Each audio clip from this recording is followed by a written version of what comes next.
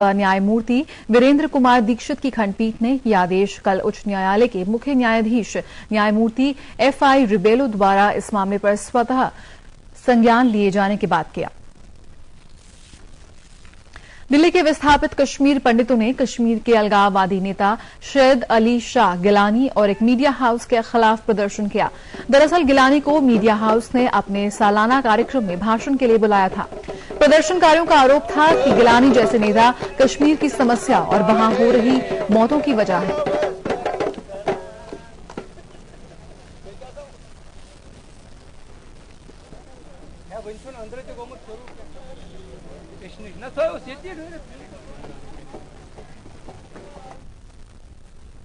दिल्ली की अदालत ने कल 2G स्पेक्ट्रम मामले में कथित भूमिका के चलते गिरफ्तार पूर्व दूरसंचार सचिव सिद्धार्थ बेहुरा की जमानत याचिका को यह कहते हुए खारिज कर दिया कि गलत निर्णयों पर आपत्ति जताने की बजाय बेहुरा ने उनमें भागीदारी दी। सीबीआई के विशेष न्यायाधीश ओपी सैनी ने कहा कि बेहुरा उस समय संचार और सूचना प्रौद्योगिकी मंत्रालय में सचिव थे और इस नाते वे विभाग के शीर्ष अधिकारी थे। उन्होंने गलत कार्यों को रोकने की बजाय उनमें भागीदारी की। अदालत ने इस आधार पर भी बेहुरा की जमानत याचिका खारिज की कि वे एक प्रभावशाली व्यक्ति हैं और सबूतों के साथ छेड़छाड़ करने के अलावा गवाहों को प्रभावित करने की कोशिश कर सकते हैं। बेहुरा को सीबीआई ने पूर्व दूरसंचार मंत्री ए राजा के साथ 2 फरवरी को गिरफ्तार किया था। बेहुरा और राजा को 31 मार्च तक तिहाड़ जेल में न्यायिक हिरासत में रखा गया है। और बुलेटिन में फिलहाल यहां रुकेंगे छोटे से ब्रेक के लिए। आप देखते रहिए दोपहर समाचार।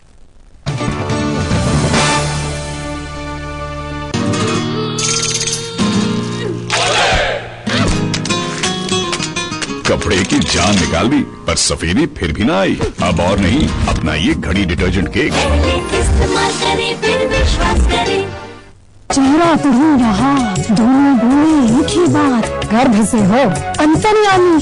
जच्चा बच्चा की सुरक्षा पति पत्नी दोनों के हाथ। स्वास्थ्य केंद्र में जांच कराया, जच्चा बच्चा कार्ड बनाया।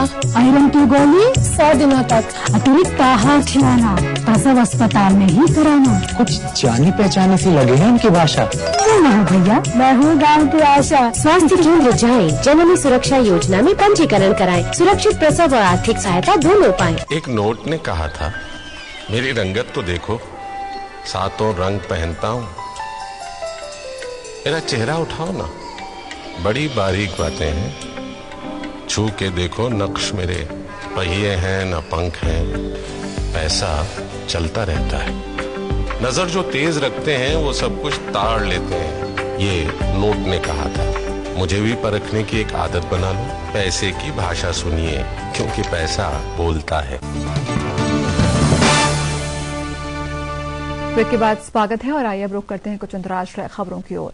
अमेरिकी राष्ट्रपति बराक ओबामा ने लीबियाई शासक मुअम्मर गद्दाफी को फौरन नागरिकों पर हमले बंद करने के सैनिकों को बेंगाजी की ओर बढ़ने से रोकने और अन्य शहरों से उन्हें वापस बुलाने को कहा है और चेतावनी दी है कि अन्यथा उसके खिलाफ संयुक्त राष्ट्र के प्रस्ताव के तहत सैन्य कार्रवाई की जाएगी।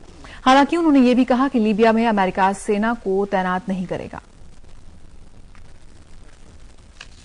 The resolution that passed lays out very clear conditions that must be met.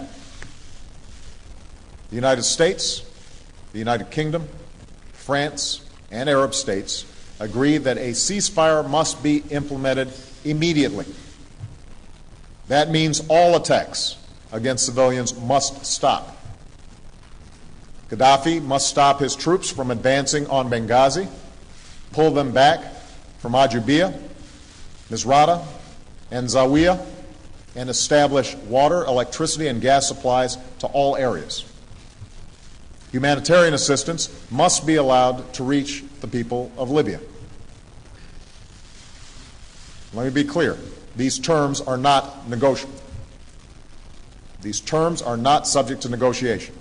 If Gaddafi does not comply with the resolution, the international community will impose consequences. Libya के दक्षिण पश्चिम में आज बेंगाजी में विद्रोहियों के ठिकानों पर हवाई बमबारी की गई। एक समाचार एजेंसी के मुताबिक शहर के बीचों बीच से भी बमबारी की आवाजें सुनी गई। यहां पर गद्दाफी शासन को उखाड़ फेंकने के लिए विद्रोही लगातार संघर्ष कर रहे हैं।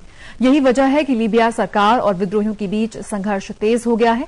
संयुक्त राष्ट्र सुरक्षा परिषद की लीबिया को तुरंत युद्ध विराम के अल्टीमेटम के बाद और गद्दाफी द्वारा इसे मान लिए जाने के बाद भी गद्दाफी समर्थक सेनाओं की विरोधियों के कब्जे वाले इलाकों से